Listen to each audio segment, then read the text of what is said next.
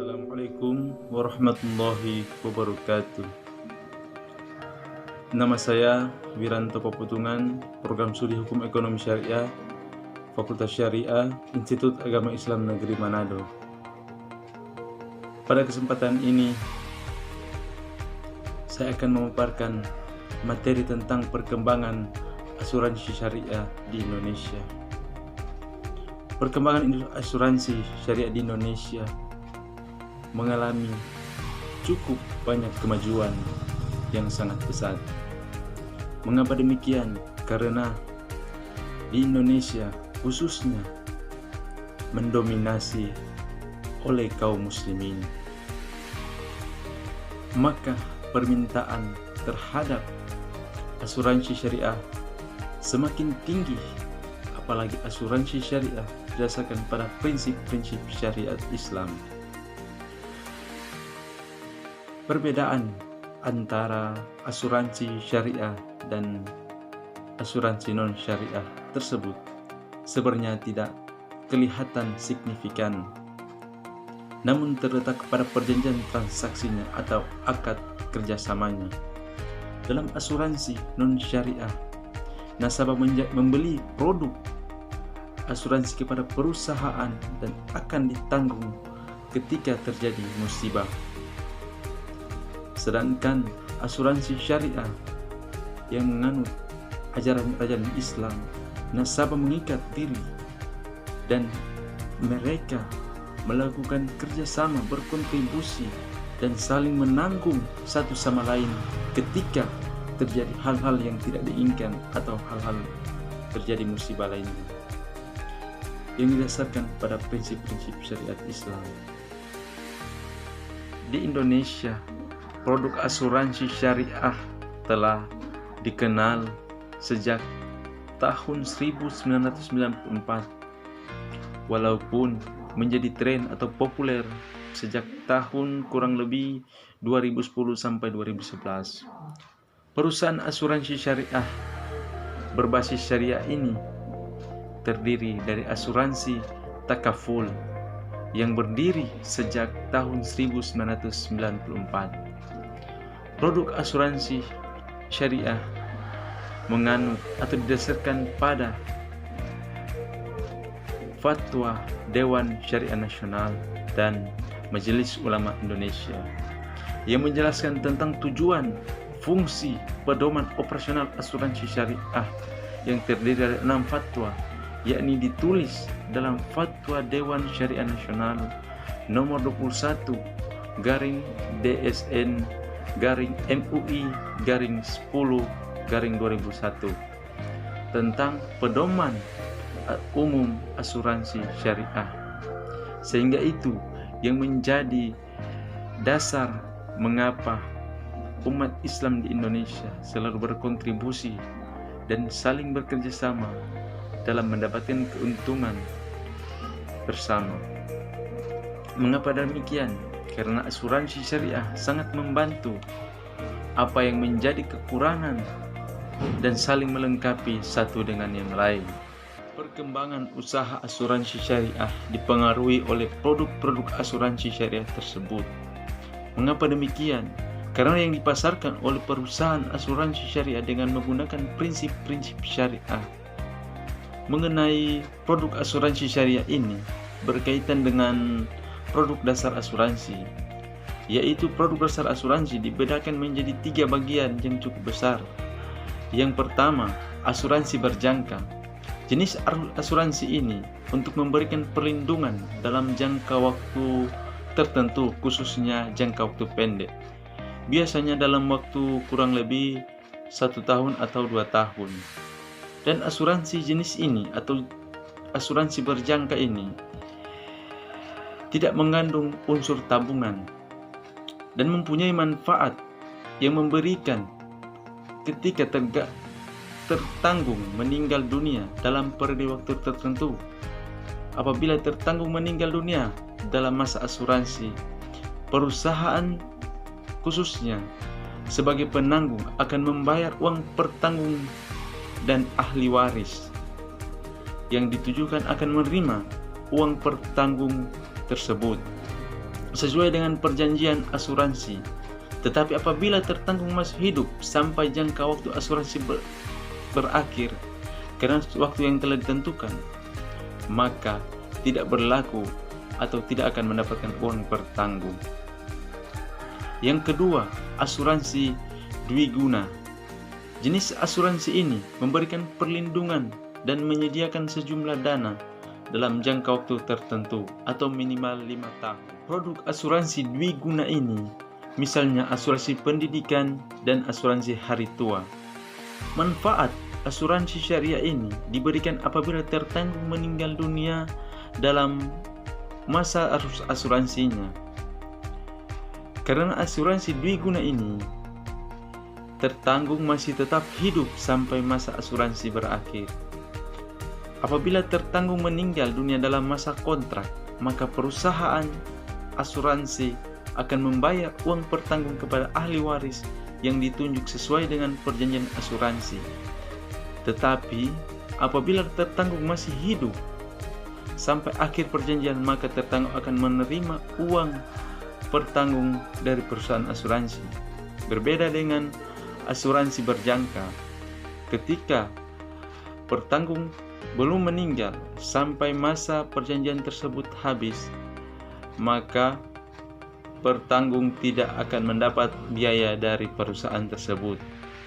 Sedangkan asuransi dwiguna ini, ketika penanggung belum meninggal sampai masa kesepakatannya habis, dia tetap mendapatkan biaya dari perusahaan tersebut.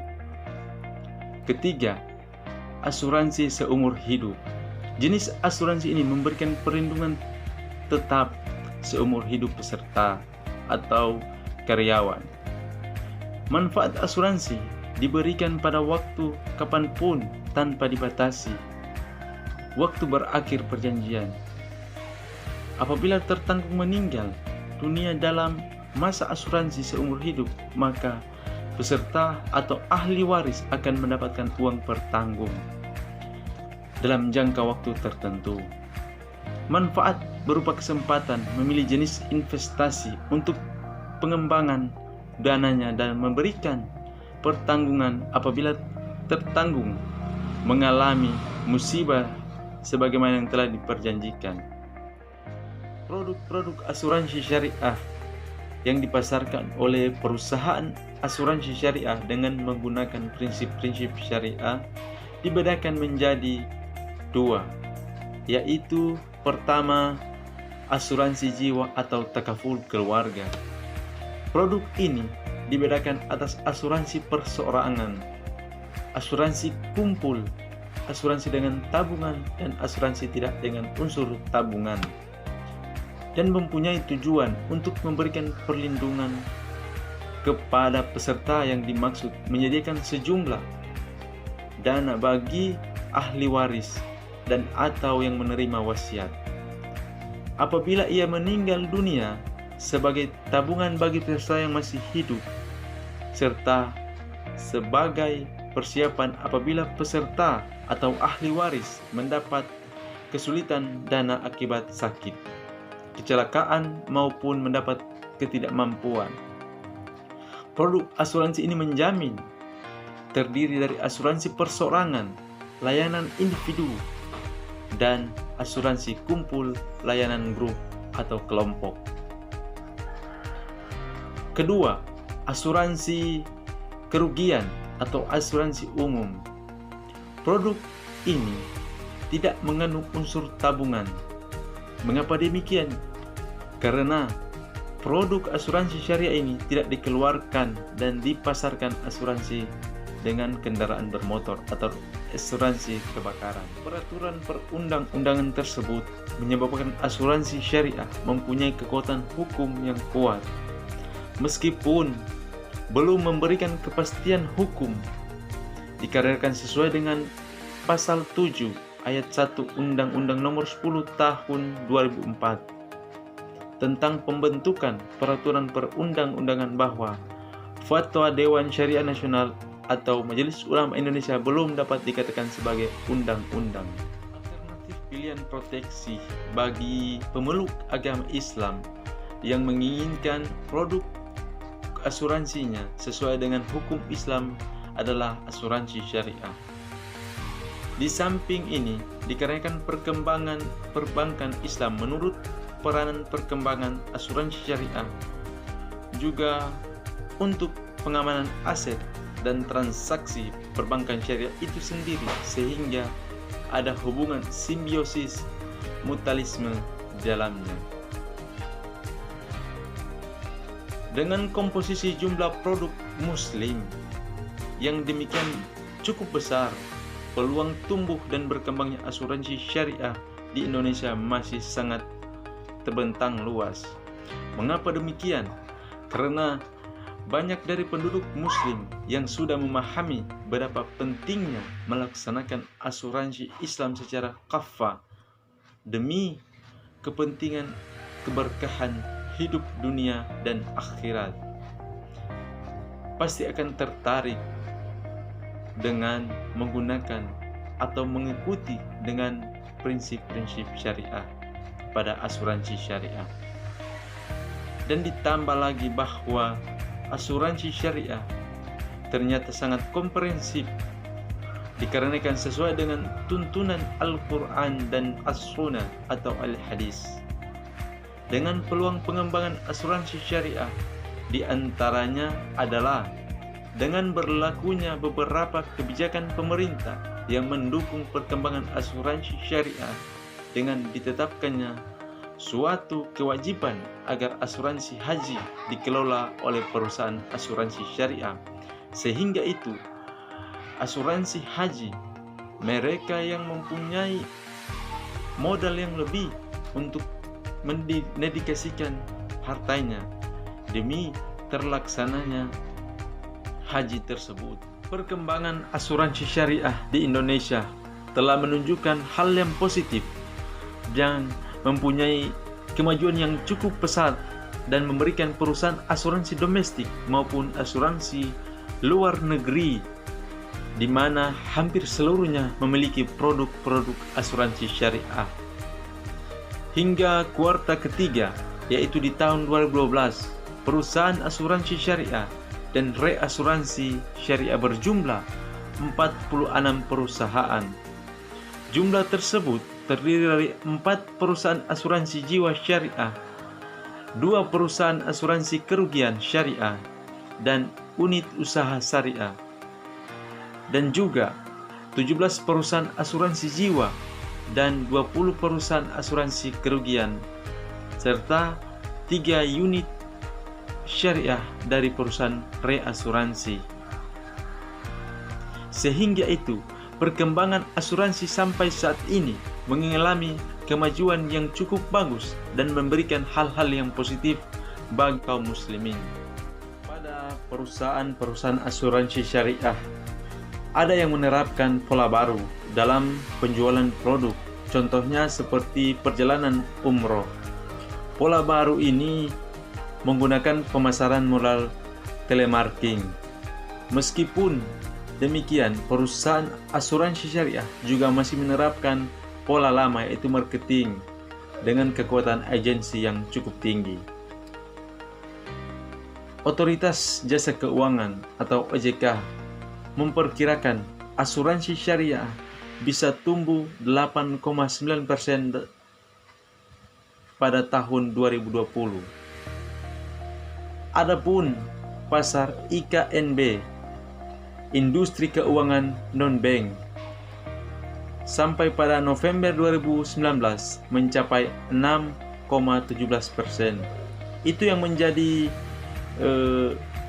keuntungan atau kabar baik pada perusahaan-perusahaan asuransi syariah, karena mengalami kemajuan yang cukup pesat dalam membantu perekonomian di negara Republik Indonesia.